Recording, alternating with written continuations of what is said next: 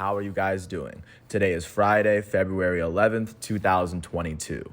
I'm James Sims, and for this episode of The Elite, I'm going to do an individual elite profile on Josh Jacobs. The elite starting running back for the Las Vegas Raiders turns 24 today, and with this episode, I'm going to zoom in and focus on how Josh Jacobs has been able to impact the NFL and even college football game to game, and of course, season by season. And of course, I'm going to take a macro view at how he impacts football, and of course, how he is one of very few players that is playing consistently at this level. And considering he's 24, I still think a lot of his best football is ahead of him. He stands at about 5'10". He's 220 pounds. If you can really kind of conceptualize that, he's very stocky. It's just like a bunch of brute force, but at the same time, like, he's very skillful on his feet. He can catch the ball out of the air. He's incredibly coordinated. He's a great open field runner, but at the same time, he's very tough to tackle, which is why he's been consistently one of the better running backs in football, even despite all of the chaos and disorder that's been going around and surrounding the Las Vegas Raiders franchise ever since he got there, because his very first season there was the Raiders' last season in Oakland. But of course, I digress. Getting into his background, he's originally from Tulsa, Oklahoma. He would play high school in Oklahoma. He would establish himself as one of the better prospects in the nation. And of course, you can't be one of the better prospects in a southern state without catching the eye of Nick Saban. And I guess his pitch was so great that Josh Jacobs just left the state, went all the way to Alabama, and he will go on to try to make a name for himself at the University of Alabama. His freshman season with Alabama would be in 2016. In 2016 was his age 18 season. This was the season, or I guess within this season, he would have to share time with Damian Harris and Bo Scarborough. Both players were currently in the NFL right now. In Josh Jacobs' freshman year, where he had to compete with them, he would go on to play 14 games in a season where Alabama would finish with a 14-1 record. In the college football playoff that year, they would beat Washington in the Chick-fil-A Peach Bowl before losing in the national championship to Clemson. That was when they lost to Deshaun Watson. In that season itself, Josh Jacobs would finish with 567 rushing yards and 4 rushing touchdowns. He also had 156 yards through the air. So as a freshman at Alabama as a running back, he would finish with 723 total yards and 4 touchdowns while sharing time with 2 players that are older than him and would go on to be NFL players.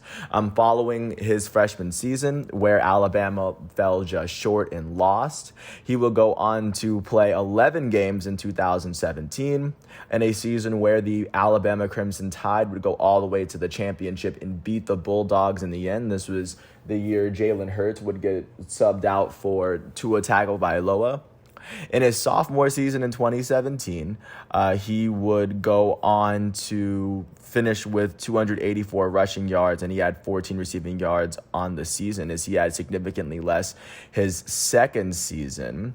After it was revealed he was playing on a broken ankle for most of the year. But regardless, Alabama would make it all the way to the title game, or to the college football championship. They would beat Clemson by 18 in the Sugar Bowl before beating Georgia on a last-second play, a last-second touchdown by Tua Tagovailoa, which won this game by 3 for the Crimson Tide. With this win, Josh Jacobs was a national champion. His sophomore season would be the only year in which he would win a national championship with Alabama. Following that year, he would return as a junior, and this time maybe the full-time starter. Like, he get more of the starting reps, as of course he was sharing field time with other Alabama players that are trying to get to the league, because that's how Alabama functions. In his junior season, he will go on to play 15 games for an Alabama team that finished with a 14-1 record. They would beat Oklahoma in the Orange Bowl for the semifinals by 11 before losing 44-16 to Clemson. This was the year where Trevor Lawrence won as a freshman. But in Josh Jacobs' third and final season, he would finish with 640 yards and 11 touchdowns on the ground. which would be a career high for both. And he would have 247 yards, which is a career high for receiving. And he had 3 receiving touchdowns, which were also a career high. His combined 887 yards and 14 touchdowns, also combined with an amazing NFL draft combine workout, would see him be taken with the 24th overall pick in the 2019 draft. He was taken by the Oakland Raiders. They were in Oakland at the time. And looking at Josh Jacobs, looking at that draft, he was actually the first running back taken. And of course, for context, Kyler Murray and Nick Bosa, also Devin White and Josh Allen from the Jaguars, were drafted this season within this first round. Deebo Samuel would actually be the next player taken in this draft who was named to a Pro Bowl, just to give a sense of the talent and the competition and everyone that's around his age. But once he was drafted by the Raiders, he would really start to make an impact really day one. His very first season would be his age 21 season in 2019. In Oakland's final season, he would start all 13 of the games he played in a season where the Oakland Raiders finished with a 7-9 record. This was Jon Gruden's second year coaching the team. They would finish with 3 more wins than the previous year as they saw some improvement. On the ground, as a rookie, Josh Jacobs had 242 carries for 1,150 yards and 7 touchdowns. He would also have 166 receiving yards through the air, so he would combine for 1,316 yards from scrimmage on the season, which even to this day is the most yards from scrimmage that he's had in a season, and his 7 rushing receiving touchdowns are the least that he's had in a season. At the conclusion of the year, he would be named the Offensive Rookie of the Year runner-up, as the player that was voted the Offensive Rookie of the Year was Kyler Murray, the number 1 overall pick from his draft. But that should give you a hint of how dominant and how impactful Josh Jacobs was.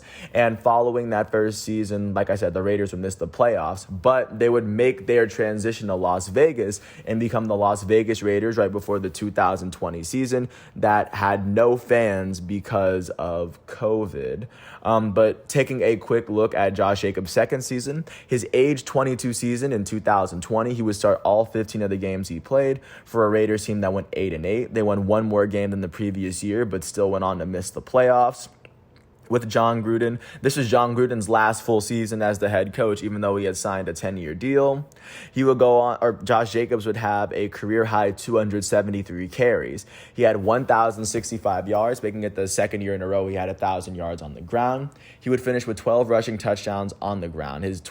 And he would have no touchdowns through the air, so his 12 touchdowns in 2020 are the most touchdowns he's had in a season. And he would have 238 receiving yards, giving him 1,303 yards from scrimmage on the season.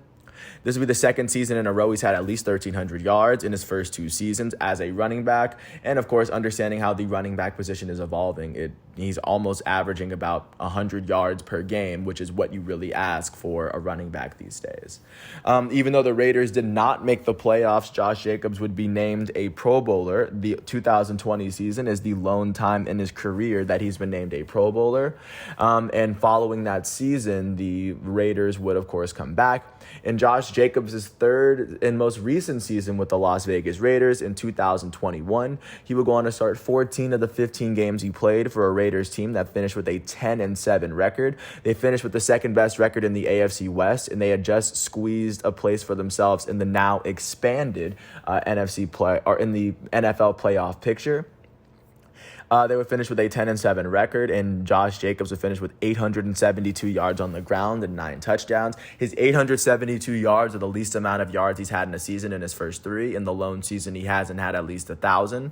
His 9 rushing touchdowns are the second most touchdowns he's had in a season. He had 348 receiving yards, which is a career high for him in that department. He would finish with 1,220 yards from scrimmage on the year, making it the 3rd season in a row he's had at least 1,200.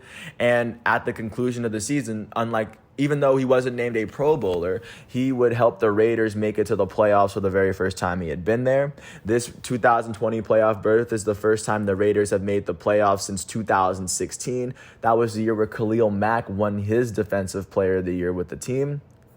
And when they went to the playoffs, they would end up losing in the wild card to the Cincinnati Bengals, who are currently playing in the Super Bowl on Sunday, just to get a sense of how his season ended, as this season itself isn't over. But now that we are where we are now that we are where we are now here on Josh Jacobs' 24th birthday, I totally think it's worth mentioning that considering how vital and important he is in the running and receiving game for a Raiders team that isn't necessarily that offensively stacked, I think it's worth referring to him as one of the elite running backs in the game. I do think that the fact that he can adapt so well and he has just a great body for being a running back in today's NFL, I do think that his best days are ahead of him. And considering he's been that instant impact guy, considering not that many people, considering there were some people that had their doubts because of his college numbers, but he's proven a lot of those haters wrong, and I can't wait to see how he improves from here on out. I want to thank the NFL, the ESPN, the Wikipedia articles, and of course the Pro and College Football Reference websites for giving me all the facts and figures that I needed. And once all of today's exhibitions and matchups are done, I'm going to come back tomorrow on Saturday, February 12th for another episode of The Elite. And with that said, I want to thank everyone once again. I hope all is well. Thanks for listening to my piece. And if you ever get a chance to watch Josh Jacobs, he wears number 28 for the Las Vegas Raiders. He's the running back there. Thanks for listening. I hope all is well, and peace out.